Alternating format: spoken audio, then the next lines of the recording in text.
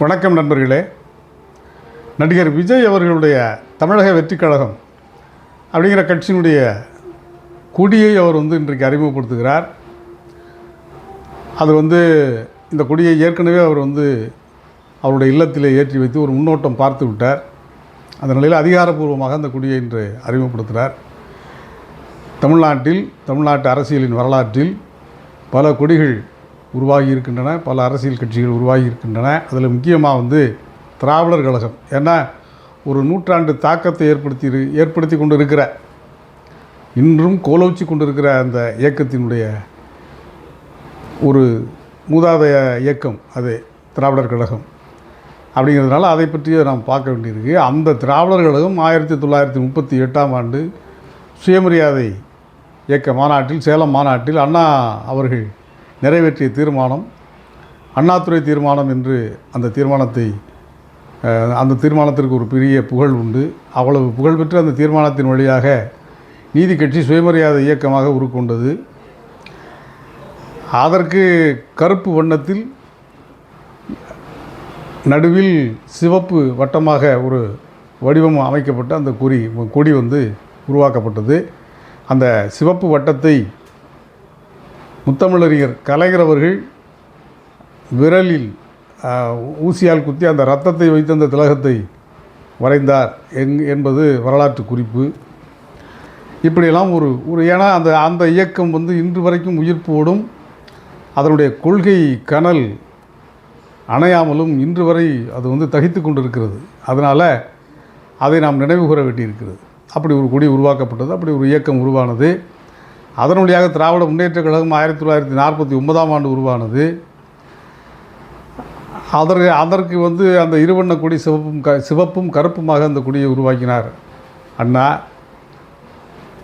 பிறகு அண்ணா மறைவுக்கு பிறகு சிறிது நாட்கள் காலம் கழித்து 1972 அக்டோபர் மாதத்தில் எம்ஜிஆர் அவர்கள் அந்த கட்சியிலிருந்து பிரிந்து அண்ணா திராவிட முன்னேற்ற கழகத்தை உருவாக்குகிறார். அண்ணா திராவிட முன்னேற்ற கழகம் கருப்பு, கீழே சிவப்பு, மத்தியில் வெள்ளை.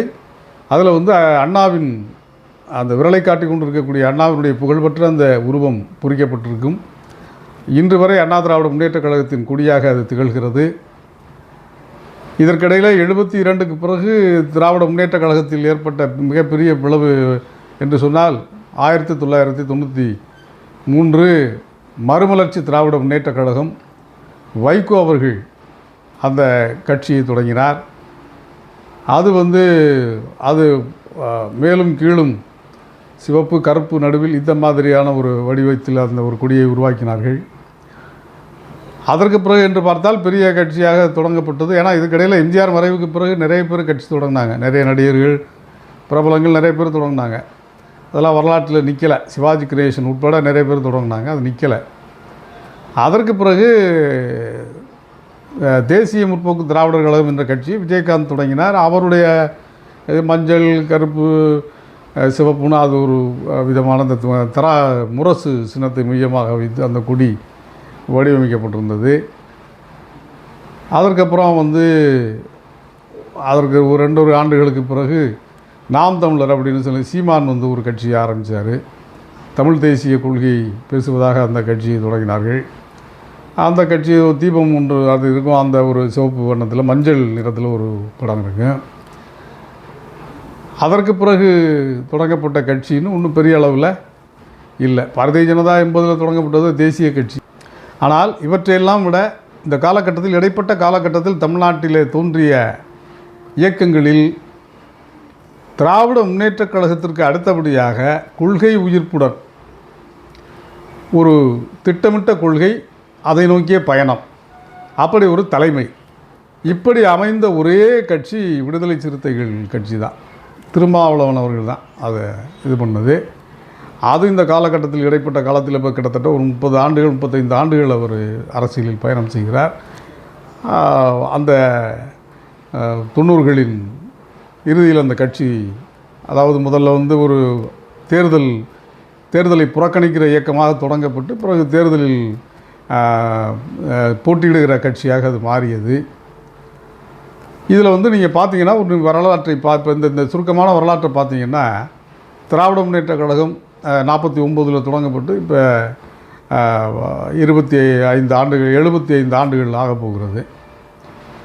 அதே மாதிரி அதிமுக 72 தொடங்கப்பட்டது, 28, 30, 52, அது ஒரு அரை நூற்றாண்டை கடந்த ஒரு கட்சியாக இருக்கிறது. மற்ற கட்சிகள் எதுவும் வலிமையாக இல்லை. சீமானுடைய நாம் தமிழர் கட்சிக்கு இந்த முறை மாநில அந்தஸ்து கிடைத்திருக்கிறது. ஆனால் இப்போ இதிலெல்லாம் என்ன, விசிக திருமாவளவன் அவர்களுடைய விடுதலை சிறுத்தைகள் கட்சிக்கும் மாநில அந்தஸ்து கிடைத்திருக்கிறது. இன்னொரு கட்சியை சொல்ல மறந்துட்டேன், பாட்டாளி மக்கள் கட்சி. அதுவும் 80களின் பிற்பகுதியில் தொடங்கப்பட்டு, அதாவது வன்னியர் சங்கமாக இருந்து பிறகு அது வந்து ஒரு அரசியல் கட்சியாக பரிணமித்தது. அது தொடக்கத்தில் அதுவும் வந்து ரொம்ப வேகமாக ரொம்ப வீரியமிக்க ஒரு கொள்கைகளை பேசுகிற இயக்கமாக அது பார்க்கப்பட்டது. அவரும் அப்படித்தான் பேசினார், அதனுடைய நிறுவனர் திரு மருத்துவர் ராமதாஸ் அவர்களும். அதன் பிறகு பல்வேறு மாற்றங்களுக்கு உட்பட்டு அரசியல் புயலில் அது வந்து இப்போ திக்கு தெரியாமல் தடுமாறிக்கிட்டு இருக்குங்கிற நிலைமையில் இருக்குது அந்த கட்சியுமே. இப்படியாக பல்வேறு இயக்கங்கள் தோன்றினா ஒவ்வொரு காலகட்டத்திலையும் இன்னும் பெயர் தெரியாத இன்னும் சின்ன சின்ன கட்சிகள்லாம் இருக்குது. இது முஸ்லீம் தமிழ்நாடு முஸ்லீம் முன்னேற்றக் கழகம், அப்புறம் அதை சார்ந்த சில இயக்கங்கள், இப்படி நிறைய இருக்குது. பழைய முஸ்லீம் லீக்கு இதெல்லாம் இருக்குது. இதெல்லாம் வந்து புதிதாக தோன்றிய கட்சிகள் இல்லை. முஸ்லீம் லீக்கெல்லாம் பழைய கட்சி. தமிழ்நாடு முஸ்லீம் முன்னேற்றக் கழகம் பின்னாடி தோன்றிய கட்சி, தமிழ்நாட்டு அளவில் தோன்றிய கட்சி. அப்போ இப்படியெல்லாம் தோன்றிய கட்சிகளில் எது உங்களுடைய நினைவில் இருக்கிறது, எது உங்களை இப்போது வந்து ஆகர்ஷித்திருக்கிறது, ஈர்த்திருக்கிறது? உங்கள் கணக்கு முன்னாடி இப்போ அரசியல் கட்சின்னு சொன்னால் எதாவது நினைவுக்கு வரும் அப்படின்னு நீங்கள் நினச்சி பார்த்தீங்கன்னா தெரியும். எந்தெந்த தலைவர்கள் உங்களுடைய நினைவுக்கு வருவார்கள் அப்படின்னா தெரியும் உங்களுக்கு. அந்த நினைவுக்கு வரக்கூடிய தலைவர்கள் தான் அரசியல் திட்பத்தோடும் தெளிவோடும் ஒரு இலக்குகளை நிர்ணயித்து அந்த இலக்குகளிலிருந்து மாறாமல் ஒரு பயணத்தை மேற்கொண்டிருக்கிறார்கள். அந்த கட்சி அந்த பயணத்தை மேற்கொண்டிருக்கிறது அப்படின்னு பொருள். நினைவுக்கே வராத இயக்கங்கள் ஏன் வரலைன்னா உங்களுக்கு எந்த பாதிப்பையும் அவங்க ஏற்படுத்தலையும், சரியாகவோ தவறாகவோ எந்த பாதிப்பையும் அவங்க ஏற்படுத்தலை அப்படிங்கிறது தான் உண்மை. இதில் இப்போ அந்த வகையில் பார்க்கும்போது இப்போ வந்து திராவிட முன்னேற்றக் கழகம் ஒரு பெரிய இயக்கம், நூற்றாண்டு காணப்போகிற இயக்கம். அது அண்ணா திராவிட முன்னேற்றக் கழகமும் ஒரு பெரிய கட்சி. ஆனால் அந்த பலமுறை ஆட்சியில் இருந்தாலும் கூட ஒரு தலைமையின் மறைவுக்கு பிறகு அது தன்னை தக்க வைத்துக்கொள்ள இப்போ ஒரு தடுமாறிக்கொண்டிருக்கிறது. ஏன்னா அதனுடைய ஒரே பாடுபொருள் கலைஞர் எதிர்ப்பு தான். திமுக எதிர்ப்புன்னு கூட நீங்கள் சொல்ல முடியாது. அதை கலைஞர், ஆன்டி கலைஞர், அதுக்கு ஒரு கட்சியை தொடங்கினார் எம்ஜிஆர். அதுதான் அதனுடைய பாடுபொருள். அது தீர்ந்து விட்ட பிறகு, கலைஞர் மறைவுக்கு பிறகு அதற்கு ஒரு பாடுபொருள் இல்லாமல் அது தடுமாறிக்கிட்டு இருக்கு. வைகோ வந்து உங்களுக்கு தெரியும், மிகப்பெரிய பேச்சாளர், பெரிய படிப்பாளி. அவர் பல்வேறு எந்த தலைப்பில் பேசினாலும் மணிக்கணக்காக வந்து மக்கள் மெய்மறந்து கேட்டுக்கிட்டு இருப்பாங்க. அவ்வளோ பெரிய பேச்சாளர். அத்தனை மாவட்ட செயலாளர்களோடு கட்சியிலிருந்து வெளியேறியவர். அந்த கட்சியை ஒரு ஆட்சிக்கு வரக்கூடிய கட்சியாகவோ இயக்கமாகவோ ஒரு மிகப்பெரிய தாக்கத்தை ஏற்படுத்தக்கூடிய இயக்கமாகவோ அதை வளர்த்தெடுக்க முடியவில்லை, பின்தங்கிவிட்டது.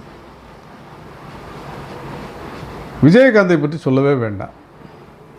அவர் பேரே அப்படி தான், பலமுறை பேசியிருக்கேன் அதை பற்றி. இப்போ இதே மாதிரி இதில் எல்லாம் நீங்கள் பார்த்தீங்கன்னா இப்போ என்ன, இதில் வந்து காலத்தால் இது வந்து நிற்கும். இவர் வந்து ஒரு சமூகத்தில் கவனத்தை பெறக்கூடியவர். அவருடைய சொல்லுக்கு ஒரு மரியாதை இருக்கிறது. அவர் என்ன சொல்லுகிறார் இந்த செய்தியை பற்றின்னு கேட்குறதுக்கு முக்கியமான கட்சி தலைவர்களுக்கு அப்புறம் இப்போ இருக்கிறதுல மூத்த தலைவர் அல்லது ரொம்ப முதிர்ந்த தலைவர், முதுபெரும் தலைவர் அப்படின்னு கூட சொல்லலாம். அப்படிங்கிற ஒரு இடத்துல இருக்கிறது திராவிட முன்னேற்ற கழகத்தினுடைய தலைவர் தான். ஏன்னா அவர் அரசியல் வாழ்க்கையை 50 ஆண்டுகள் சிறுவயதிலிருந்து வர தாண்டிடுச்சு. இப்போ ஆட்சி அதிகாரத்திலும் அந்த கட்சி இருக்கிறது, முதலமைச்சராக இருக்கிறார். அதுக்கு அடுத்தபடியாக இடதுசாரிகளை தவிர இந்த கருத்துக்கு அவர் என்ன சொல்லுவார் அப்படின்னு கவனிக்க வைக்கக்கூடிய ஒரு தலைவராக திருமாவளவன் மட்டும்தான் இருக்கார். அவர் மீது எல்லாருமே அவர் சொல்லக்கூடிய கருத்தை எல்லாருமே ஏற்றுக்கணும், அதுதான் சரின்னுலாம் சொல்லவில்லை, விமர்சனங்கள் இருக்கலாம். ஆனால் இருக்கிறதுலே ஒரு தெளிவான ஒரு பார்வையும் ஒரு தீர்க்கமான சிந்தனையும் இருக்கிற ஒரு தலைவராக அவர் இருக்கிறார். இதையெல்லாம் நீங்கள் பார்த்துட்டு அப்படி விஜய் பக்கம் திரும்பி பார்க்கணும். இப்போ நம்ம பேசுனதெல்லாம் பார்த்துட்டு எத்தனை பேர் காணாமல் போயிருக்காங்க, என்னென்ன நடந்திருக்கு இதில் அப்படின்லாம் பார்த்துட்டு நீங்கள் அப்படியே நீங்கள் உங்கள் மனதுக்குள்ளே ஓட்டி பார்க்கலாம். இந்த 50 ஆண்டுகளில் தமிழ்நாட்டில் வந்து தோன்றிய கட்சிகள் எத்தனை, உருவாகிய தலைவர்கள் எத்தனை, அவர்கள்லாம் இப்போ எங்கே இருக்காங்க, என்ன பண்ணிகிட்டு இருக்காங்க, அவர்கள் எந்த இடத்தில் இருக்கிறார்கள் அப்படிலாம் பார்த்துட்டு இப்போ நான் சொன்ன சில சுருக்கமான செய்திகளையும் மனதில் அசை போட்டபடி ஓட்டி பார்த்தீங்கன்னா யார் உங்கள் நினைவுக்கு வருவாங்க, எப்படி நிற்பாங்க அப்படின்னு பார்த்துட்டு விஜய் பக்கம் திரும்பினீங்கன்னா விஜயனுடைய அந்த பொட்டன்ஷியல், அவருடைய அந்த திறன், அரசியல் திட்டம் அப்படிங்கிறது என்ன அப்படிங்கிற கேள்வி நமக்கு எழுவதை தவிர்க்க முடியாது. ஆரம்பத்திலே சொன்னோம், அந்த கட்சி பேர் வைக்கிற அன்றைக்கே சொன்னோம், தமிழக வெற்றி கழகம் என்று வைப்பதே வந்து அது ஒரு அரசியல் போதாமை தான். ஏன்னா காங்கிரஸ் கட்சியே அந்த காலத்தில் தமிழ்நாடு காங்கிரஸ் கமிட்டின்னு வச்சுருக்காங்க. பாரதிய ஜனதா தான் தமிழக பாரதிய ஜனதான்னு வச்சுருக்கு. அப்போ நீங்கள் யார் அப்படின்னு ஒரு கேள்வி. அப்புறம் இவர் எதை இருப்பதற்கோ அல்லது ஏதோ ஒரு விளக்கத்தின் பின்பால் ஒரு குங்குமத்தை வைத்துக்கொண்டு ஒரு உருவத்தை அந்த போட்டோ அதை கொடியிலே வச்சுருக்காரு. இப்போ அதில் அப்புறம் கொடியில் ஒரு பக்கம் தமிழ்நாடுனுடைய மேப்பு இருக்குது. இதில் வந்து இவர் என்ன சொல்ல வருகிறார் அப்படிங்கிறதெல்லாம் நீ காலப்போக்கில் அவருடைய நடைமுறைகளிலிருந்து தான் நம்ம தெரிஞ்சுக்க முடியும். அந்த பொட்டுக்கு என்ன பொருள், அந்த தமிழ்நாடு மேப்புக்கு என்ன பொருள், அவர் எத்தகைய அரசியலை முன்வைக்கிறார், தமிழக வெற்றி கழகம்னா தமிழ் தேசியத்தை பேசுகிறதா தெரியல. அண்ணாமலையும் அவருக்கு அழைப்பு கொடுக்கிறார், சீமானும் அழைப்பு கொடுக்கிறார். இந்த அழைப்புகளை அவர் ஏற்கப் போகிறாரா, இதெல்லாம் வந்து இனி காலத்தின் போக்கில் தான் அவர் பதில் சொல்லணும். ஆனால் அவர் இதுவரைக்கும் பேசிய கருத்துகள், வெளிப்படுத்தியிருக்கிற கருத்துக்களில் இருந்து அவரோட வந்து ஒரு அரசியல் தெளிவு இருக்கிறதா என்பது நமக்கு இன்னும் புலப்படலை. அவர் என்ன மாதிரியான அரசியலை முன்வைக்கப் போகிறார் அப்படிங்கிறதும் நமக்கு தெரியல. ஏன்னா அவர் வெறுமனே பெரியார், அம்பேத்கர் அப்படின்னு சொல்லி அந்த படங்களை வைப்பதனால் மட்டும் அதில் ஏன்னா அந்த படத்தை வைத்தவர் பெரியார் படத்தை வைக்கும்போதே நீங்கள் பேரை தமிழ்நாடுன்னு வச்சுருக்கணும். அது இல்லைங்கிற போதே உங்களுக்கு அதில் ஏதோ ஒரு குழப்பம் இருக்குன்னு தான் அர்த்தம். அந்த மாதிரி ஒரு குழப்பமான அரசியலை அவர் எடுத்த உடனே முன்வைத்ததுனால இப்போ அவர் மேலே நமக்கு வந்து என்னென்னா என்ன சொல்லப்போகிறார், அவருடைய அரசியல் எப்படியாக இருக்குங்கிற கேள்வி தான் இருக்குது. இத்தனை குடிகள் பறந்து கொண்டு இருக்கிறது தமிழ்நாட்டில். ஆனால் எல்லா குடிகளும் உயர்ந்து நிற்கவில்லை, எல்லா குடிகளும் வெற்றிகரமாக பறக்கவில்லை.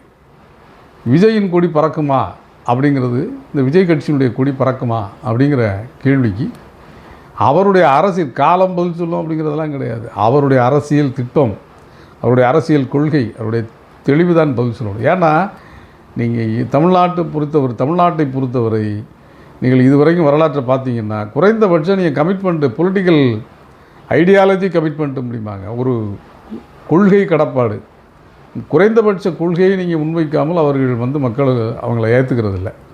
அது எதுனாலும் சரிதான். விஜயகாந்த் வந்து அவ்வளோ வேகமாக எமர்ஜ் ஆனார், எதிர்க்கட்சி தலைவரானார். ஏன் அப்புறம் அது நிற்கலை? விஜயகாந்த் மறைவுங்கிறது மட்டும் அதுக்கு காரணம் கிடையாது. விஜயகாந்த் மறைவு இப்போ அண்மையில் நடந்தது. அவர் வாழுகின்ற காலத்திலேயே உடல்நிலை சரியில்லாமல் போகும் முன்னாடியே அந்த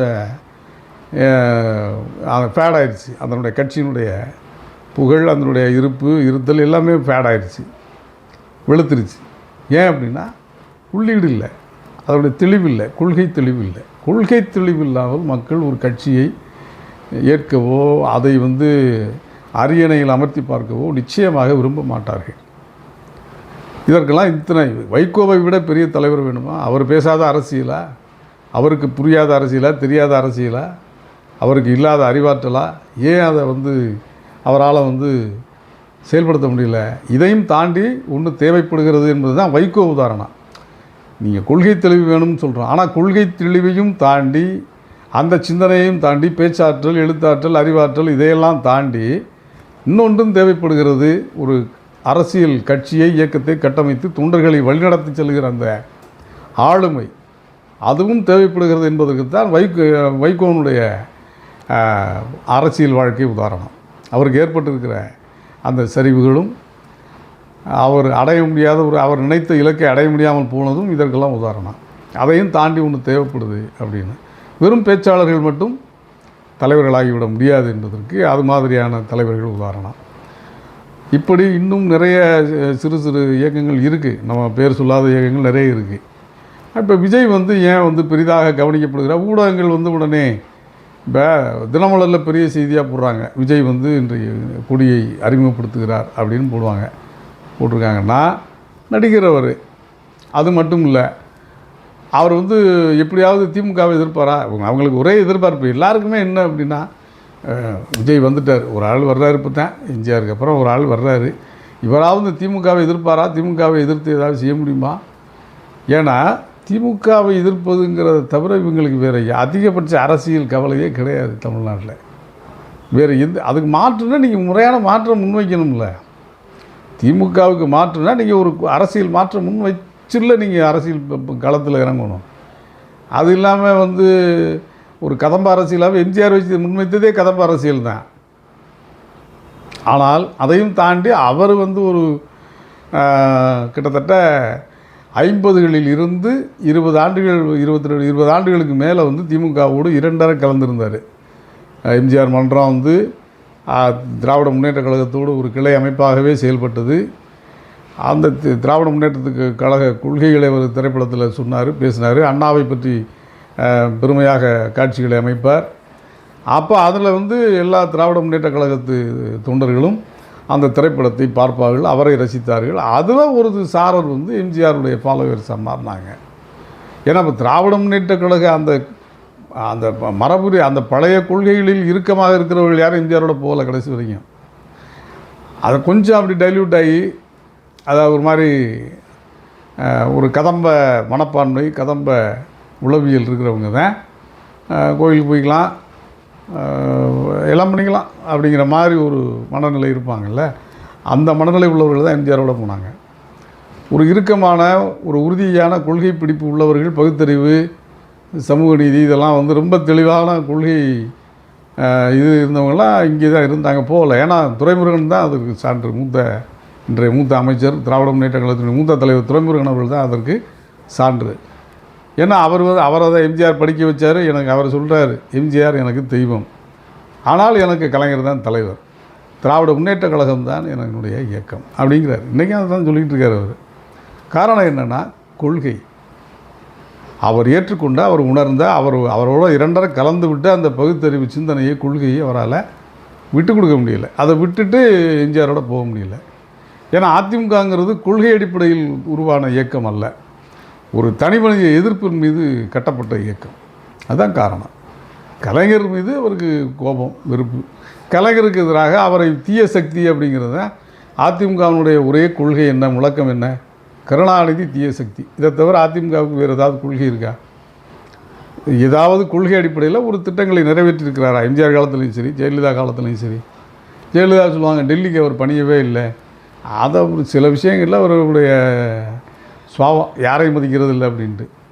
அப்படி அதாவது இந்த நத்தை ஆனா போடுவாங்க, அது மாதிரி சில விஷயங்கள் ஓகே, அது இருக்கலாம், அதை பற்றி பிரச்சனை கிடையாது. ஆனால் ஒரு திட்டமிட்ட, ஏன்னா அவர் வந்து மதமாட்ட தடை சட்டத்தை கொண்டு வந்தார், ஆடு கோழி வீட்டை தடை விதித்தார், 1,00,000 அரசு ஊழியர்களை ஒரே நேரத்தில் டிஸ்மிஸ் பண்ணார், ஜெயலலிதா பண்ணாங்க. அதே மாதிரி எம்ஜிஆர் வந்து வருமான அடிப்படையில் வந்து இடஒதுக்கீடுன்னு கொண்டு வந்தார். இதெல்லாம் என்ன கொள்கை? அப்போ இந்த கொள்கைக்காகத்தான் அவங்களுக்கு, அதெல்லாம் கிடையாது. கொள்கை தெளிவு இருந்தால் இந்த மாதிரியான உத்தரவுகளை எப்படி பிறப்பிப்பாங்க? அது இல்லை. அதனுடைய அதான் அந்த அதிமுகவினுடைய அடையாளம். ஒருபோதும் திராவிட முன்னேற்ற கழகம் ஆட்சியில் அப்பவும் சரி இப்பவும் சரி இது மாதிரியான குதர்க்கமான உத்தரவுகளை அவர்கள் பிறப்பிப்பதே இல்லை. ஏன்னா அவங்களுக்கு அதை சிந்திக்கவே வராது. அதுக்கு உள்ள பழையாச்சு அவங்க. அதனால் இது இவ்வளவு தெளிவான ஒரு அரசியல் வரலாறு தமிழ்நாட்டுக்கு இருக்கிறது. இந்த தமிழ்நாட்டு அரசியலில் வந்து இப்போ விஜய் அவர்கள் வந்து களமிறங்கியிருக்காரு. இந்த கொடியை அவரை அறிமுகப்படுத்தியிருக்காரு. மஞ்சள் வண்ண கொடி, அதில் சிவப்பு நிற வட்டம், அதில் வந்து அவருடைய முகம் குங்குமப்பூட்டு புலிகிறது, அவருடைய முகத்தில் குங்குமப்பூட்டு திலகம், நெற்றி திலகம் துவங்குகிறது. இதெல்லாம் என்ன கொள்கையை அவர் பேசுகிறார், என்ன அந்த நிறத்தினுடைய மஞ்சள் நிறத்திற்கு என்ன பொருள், சிவப்பு நிறத்திற்கு என்ன பொருள் அப்படிங்கிறதெல்லாம் ஏற்கனவே மஞ்சள் சிவப்புலாம் தேமுதிக வந்து அது வேறு ஃபார்மில் இருந்துச்சு, வடிவங்களில். அந்த கட்சி அப்படி தான் இருந்துச்சு.